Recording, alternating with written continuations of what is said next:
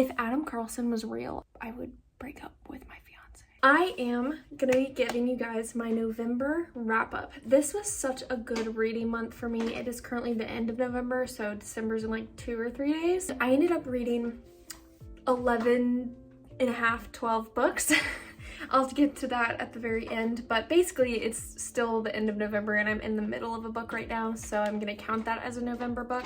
I'll tell you guys what that is at the end. I thought I would give you guys a really quick breakdown of all of the books that I read with the rating and kind of a short summary and my thoughts on that book. So the first 3 books that I read in November, I was going through a little bit of a Colleen Hoover phase, okay? So I read 3 books within like 4 days of just Colleen Hoover. First Colleen Hoover book that I read was Heartbones, and this book was super cute.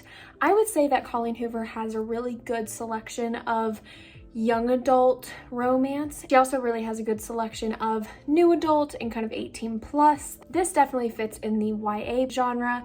It kind of reminded me of some books that I read in middle school of like Sarah Dessen. It fit into that beachy theme of the AC just turned on. God dang it. This is about a girl named Bea who grew up in poverty and neglect. Her mother was kind of a drug addict and didn't pay attention to her a lot, and her father lived in a different state and really, really wealthy. It was limited contact, but something ends up happening to Bea's mom, and she ends up having to go stay the summer before college with her dad at his beach house, where she meets her stepsister's boyfriend, and another boy named Samson. And Bea and Samson kind of don't hit it off at first, and obviously there's that Colleen Hoover twist at the end that you're kind of expecting, because it's definitely an age appropriate twist. There's nothing like crazy, but this was definitely a good filler book. It's pretty short. This cover too is beautiful. I think that it was a good book for me to read, kind of to start fresh with some new Colleen Hoover, introducing me to more of her books. And again, like I said, it is kind of young. There's not that spicy scenes. If you're looking for the Colleen Hoover steamy scenes, it's not in here. I ended up giving it 3.5 stars out of 5. It's not that it was a bad book, but it was definitely something that I wasn't expecting it to be so young. I think I was more expecting it to be the older Colleen Hoover book, and I didn't really do my research before. I kind of just fell for the cover and was like, oh, it's Colleen Hoover, I'll love it. Although I did love it, it wasn't my favorite of her books, and that's okay, because sometimes, you know, we don't love every book that our favorite authors are writing. The next Colleen Hoover book that I read was Without Merit, and wow, did I love this book. Will admit,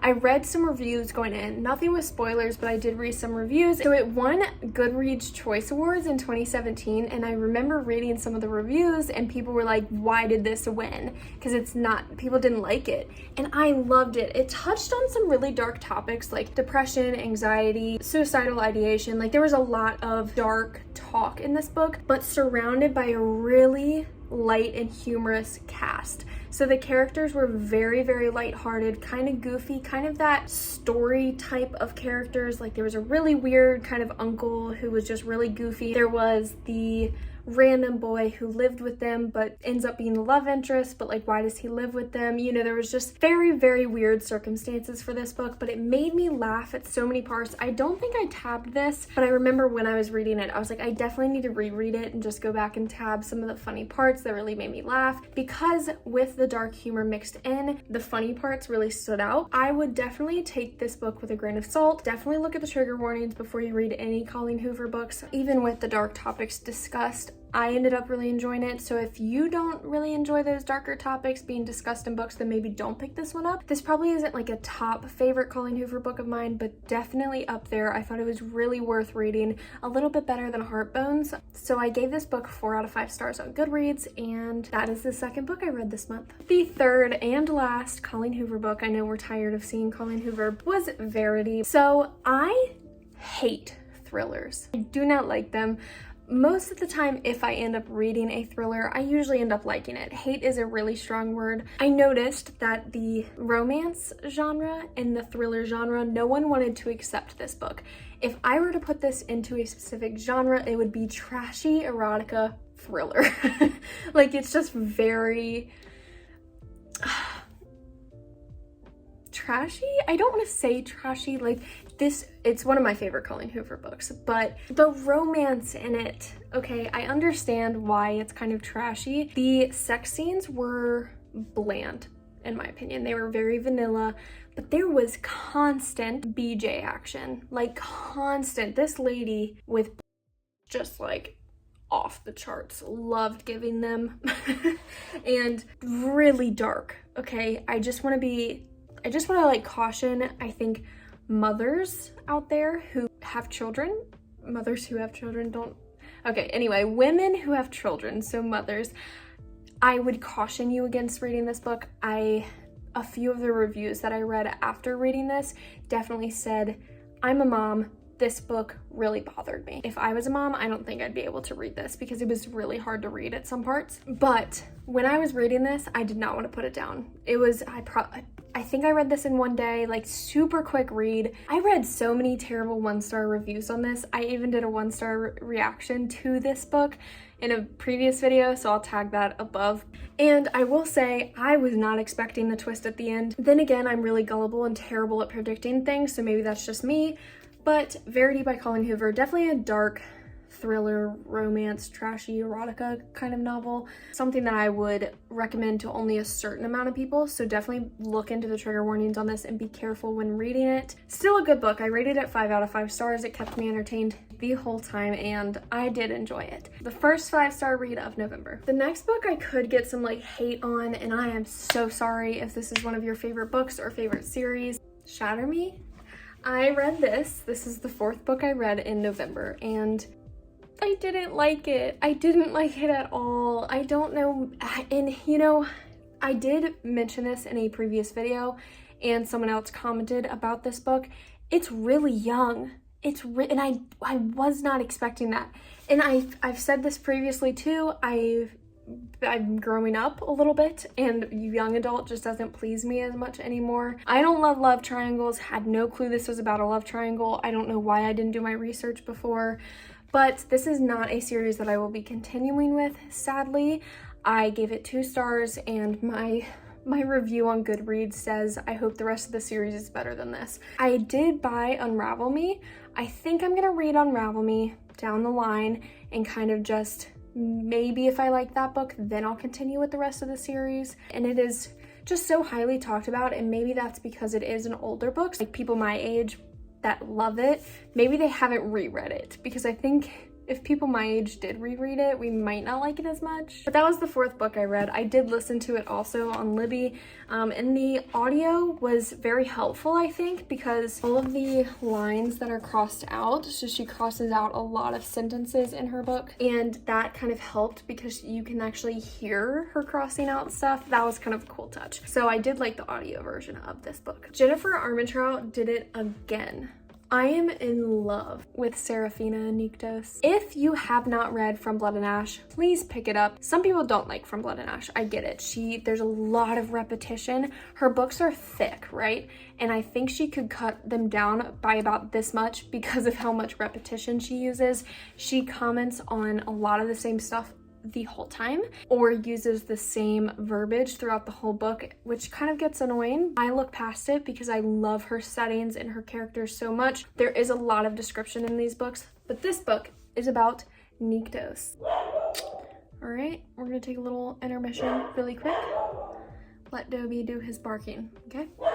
Okay, so I'm not gonna give like a full summary on From Blood and Ash, but it is in the same world. This book is just taking place like thousands of years earlier, and Serafina, our main character, or Sarah, she is Poppy's like great grandmother or something like that. And Serafina was born as the one true maiden, and this maiden, her one job is to fall in love with the primal of death, Niktos, and then kill him. That's like her one sole job as a living person. Like she was born into this role. That's what her whole life has been about, training to literally kill a primal. And she ends up sneaking out one night, running into this guy, and she doesn't realize it is Niktos, and kind of ends up getting this little fling with him, and some stuff goes down. Can't go in any further detail, but I liked this book better than From Blood and Ash, and I cannot wait for the rest of the series to come out for Serafina and Nyktos. Nyktos is 100%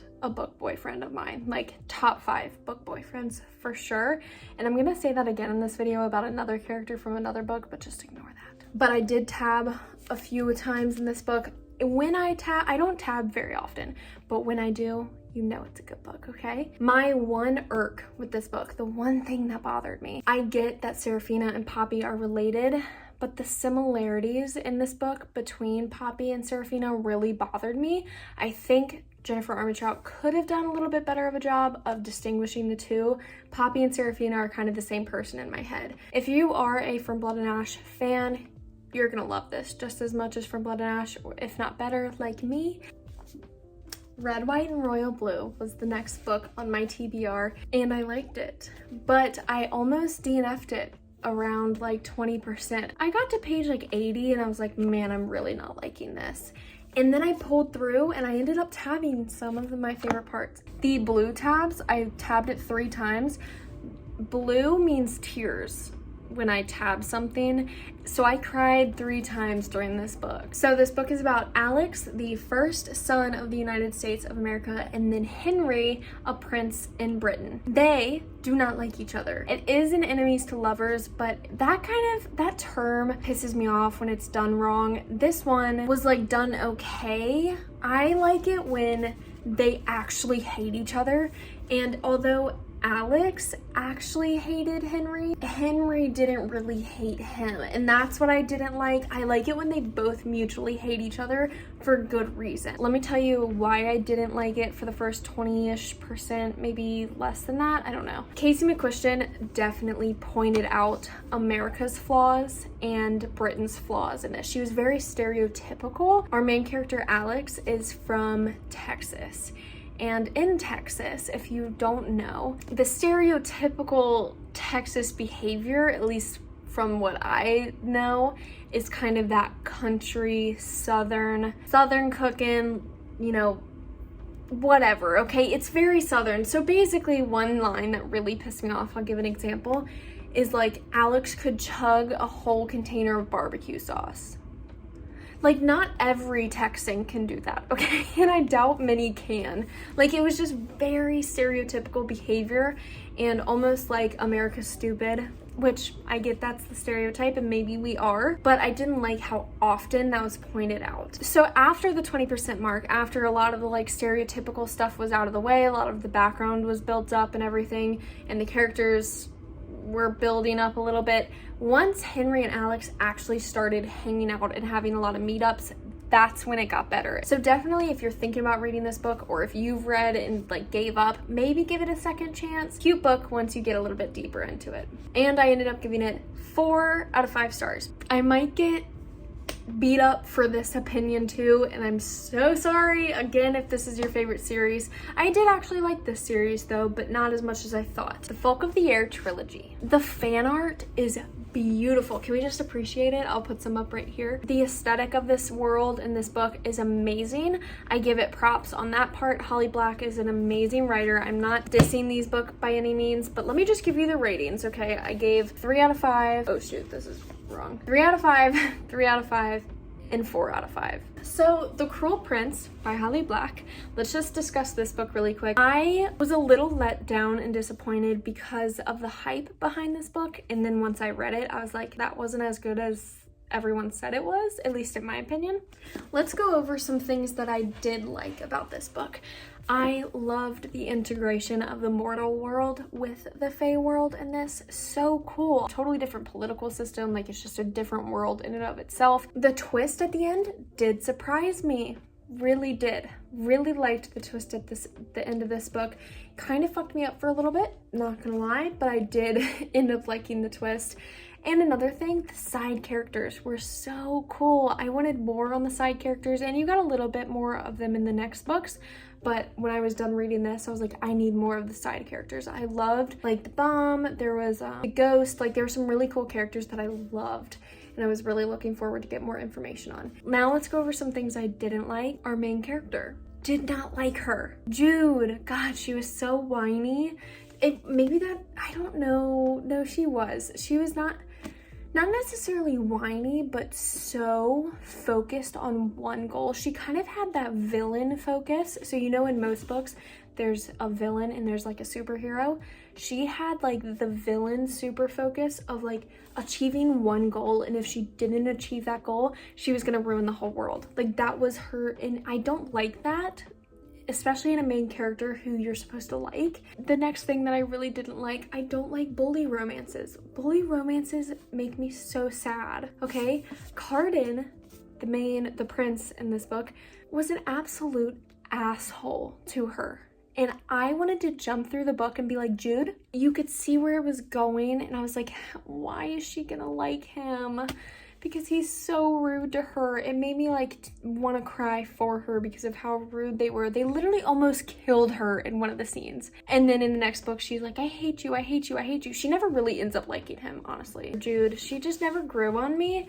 And her character development wasn't really there. She was kind of a pain in everyone's ass all the time. But again, like I kind of stuck with the trilogy because I liked the plot and I kind of liked where it was going with the characters, just not Jude. I did not like Jude and Carlsen. I'm not gonna talk anymore about that trilogy. I'm gonna be honest, I read that like 2 weeks ago, maybe a week and a half ago, and I don't really remember much about it. Okay, this is the book I'm most excited to talk about, but I already did a whole reading vlog on this book. So if you've already watched that, thank you for watching. But if you haven't watched it, I will put it above. I forgot what side it's on.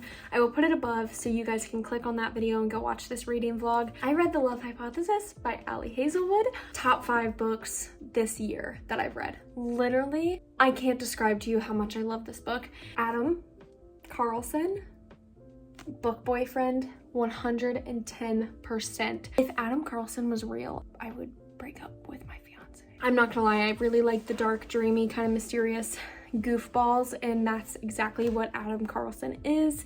He is a professor or a research professor, like PhD person, smart dude, okay, in a research lab.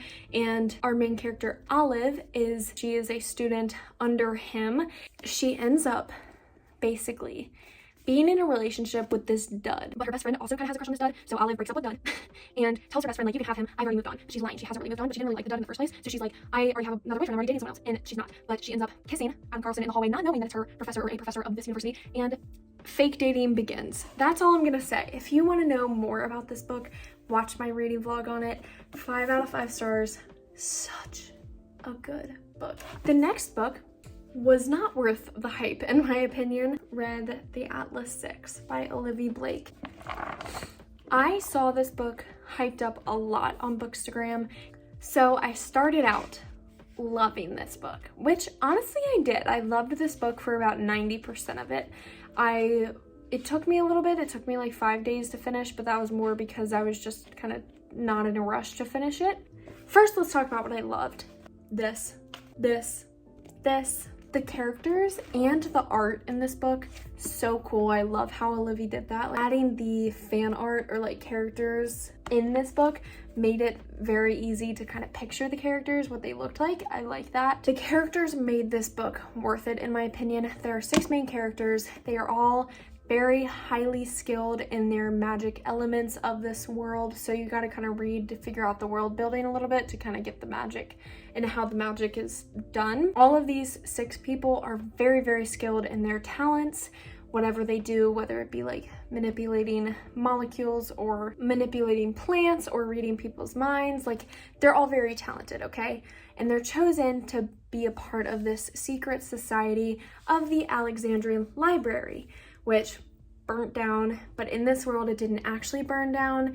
It was kind of a hoax to just be stored in a private location, and now these 6 characters are kind of recruited to protect the library, but only 5 of them make it. Sounds like a really cool premise, right? So the first year it's kind of dark academia. They go to this house and kind of learn the library itself and learn what it's about, read some of the archives, enhance their powers a little bit more together as a group. But at the end, there's a huge twist that you either love or hate, I feel like.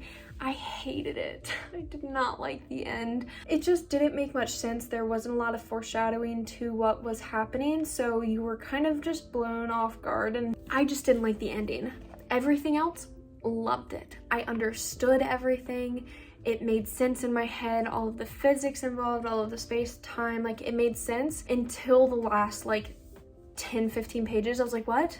It's like, what is going on? I rated this book 3 out of 5, and I think if I could go back, I'd probably do like 3.5 out of 5. I loved this book, but I hated the ending. If you liked the ending, let me know why, and can you kind of explain it to me? Can you explain the ending to me in the comments maybe, please? Because I want to know what happened. This book I won't be giving a review or anything on because I just started it today. The Spanish Love Deception. I am loving it so far, kind of giving me the Love Hypothesis vibes, that office atmosphere to where they both kind of work together or are studying together, you know. I'm only on page like 50, so I can't really say much, but so far I like it. I like the tension. You can kind of tell it's supposed to be enemies to lovers, but like I said earlier, some authors aren't very good at writing enemies to lovers. Like I can tell the guy in it, like her reason for hating him is very, very bland. Like, you don't hate this dude. He's done nothing to you, okay? It was just one incident. So that kind of bothers me. But other than that, I know it's gonna be really cute and I know I'm gonna love it. That is it for this wrap up. I feel like it's been forever. I've been talking for so long. I need some water. Thank you guys for tuning in. I will see you next Saturday. I am doing a new posting schedule. I start a new job on Monday, but I won't have a lot of time to film during the week. So I'm filming on the weekend, posting on the weekend. It's gonna be this whole cycle. New video every Saturday. Thank you so much for supporting me and my channel. All of my links are down below. Social media, Bookstagram, Instagram, Goodreads. Follow me on Goodreads to see what I'm currently reading. My Amazon wish list. If you want to send me one of your favorite books, go ahead and check that out. And that's it. I will see you guys later.